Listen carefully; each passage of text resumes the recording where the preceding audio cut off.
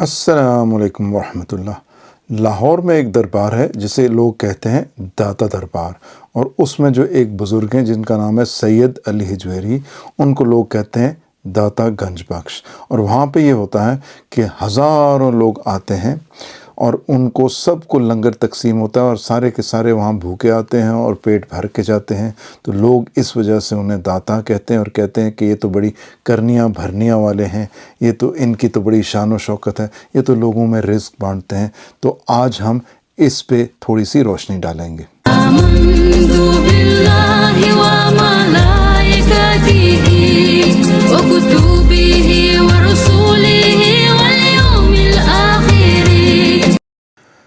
جی، اس وقت جو دنیا میں سب سے بڑی چیریٹیز کام کر رہی ہیں انہیں کافر لوگ چلا رہے ہیں، اور ان کے ذریعے سے ہزاروں نہیں بلکہ لاکھوں لوگوں میں رزق تقسیم ہوتا ہے۔ اور وہ ایسے کرتے ہیں کہ وہ والے ممالک جہاں پہ بھوک ہے اور جہاں پہ کوئی نہ کوئی آسمانی آفت آ گئی ہے جس کی وجہ سے وہ سارے کے سارے پرابلم میں ہوتے ہیں، تو یہ آرگنائزیشنز جو چیریٹی والی ہیں یہ پوری دنیا میں پھیلی ہوئی ہیں، انہیں کافر لوگ چلا رہے ہیں، اور اس میں سے وہ سارا پھر وہی اسی طرح چندہ اکٹھا کرتے ہیں اور ان لوگوں کی مدد کرتے ہیں، ان لوگوں کو رزق تقسیم کیا جاتا ہے۔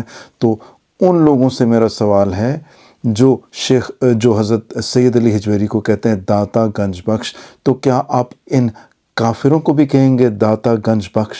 سورہ انعام آیت نمبر 50، اعوذ باللہ من الشیطان الرجیم، بسم اللہ الرحمن الرحیم۔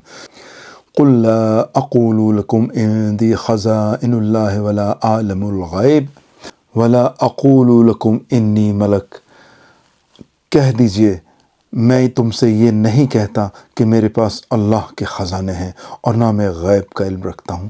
تو یہاں پہ اس آیت میں سورہ انعام کی آیت نمبر 50 میں تو یہ بتایا گیا ہے کہ آپ صلی اللہ علیہ وسلم کے پاس بھی اللہ سبحانہ و تعالیٰ کے جو خزانے ہیں، رزق کے خزانے یا اور کسی چیز کے بھی خزانے، وہ آپ صلی اللہ علیہ وسلم کے پاس نہیں ہیں۔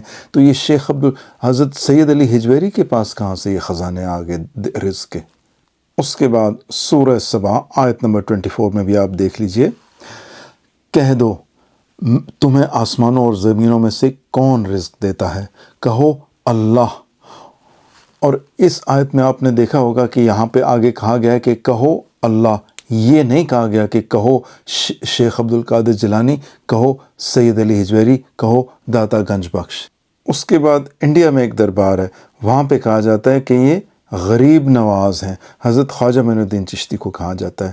اس کے لیے آپ کو میں دکھانا چاہتا ہوں سورہ فاتر آیت نمبر 15، اعوذ باللہ من الشیطان الرجیم، بسم اللہ الرحمن الرحیم۔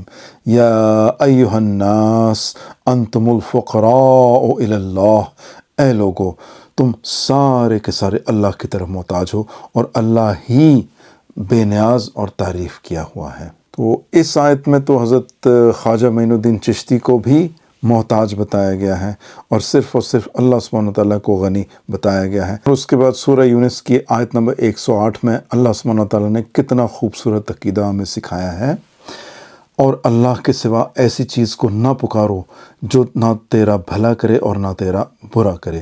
یہ وہ والی پکار ہے جو دعا ہے۔ اللہ سبحانہ تعالیٰ اس میں بتا رہے ہیں کہ اللہ کے علاوہ کسی اور سے دعا نہیں کرنی۔ تعاون آپ کر سکتے ہیں کسی سے بھی جو آپ کے سامنے موجود ہو، آپ اس سے مدد کے لیے کہہ سکتے ہیں، مگر اللہ سبحانہ تعالیٰ کو غیب میں پکارنا، دل میں پکارنا، اونچا پکارنا، دنیا کی کسی بھی ملک سے پکارنا، بے شک پوری کی پوری انسانیت بیک وقت اونچا پکارے یا دل میں پکارے، سارے کے سارے انسانیت کی سننے والا اور ان کی حاجات کو پورا کرنے والا کون؟ صرف اور صرف ایک اللہ۔ اب ہم علامہ عطا اللہ بندیالوی سے پوچھیں گے کہ ان چیزوں پہ کہ داتا کون ہے، دستگیر کون ہے، لجپال کون ہے، کھوٹی قسمتیں کھری کون کرتا ہے، ان چیزوں پہ تھوڑی سی اگر آپ برائے مہربانی اگر روشنی ڈال دیں تو ہم آپ کے شکر گزار ہوں گے۔ اللہ والی صفتیں کیا ہیں؟ عالم الغیب ہونا کس کی صفت ہے؟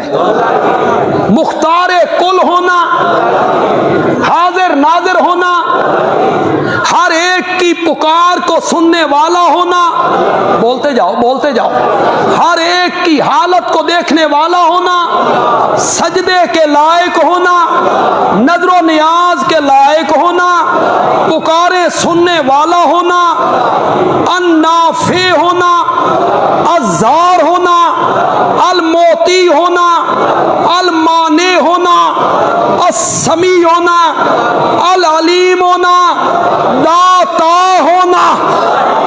बड़ा जोर से आवाज आई। बंदेयालवी छुपा के बात क्यों करें, छुपा के बात क्यों करें? दाता होना किसकी सिफत है, किसकी? अरबी में कहती है मोती, फारसी में कहती है दाता, उर्दू में कहती है देने वाला। मोती कौन है तो फिर दाता कौन है? दाता होना, गंज बख्श होना, दस्तगीर होना, गौसे आजम होना, लजपाल होना, गरीब नवाज होना, खोटी किस्मतें खरी करने वाला होना, करनिया वाला, कर्मा वाला, फजला वाला, छत फाड़ के देने वाला, पुकारे सुनने वाला। नमाजी कहता है मौला जो तेरी सिफतें है ना, ये ना किसी नबी में मानूंगा, ना किसी वली में मानूंगा, ना किसी फरिश्ते में मानूंगा, ना किसी जिंदे में मानूंगा, ना किसी मुर्दे में मानूंगा। तो इससे वादा करता हूं जो सिफतें तेरी हैं वो तुझ ही में मानूंगा।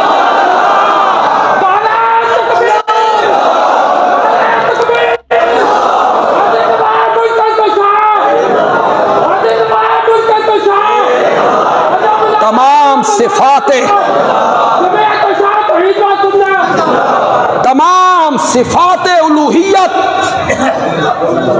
लिल्लाह, किसके लिए?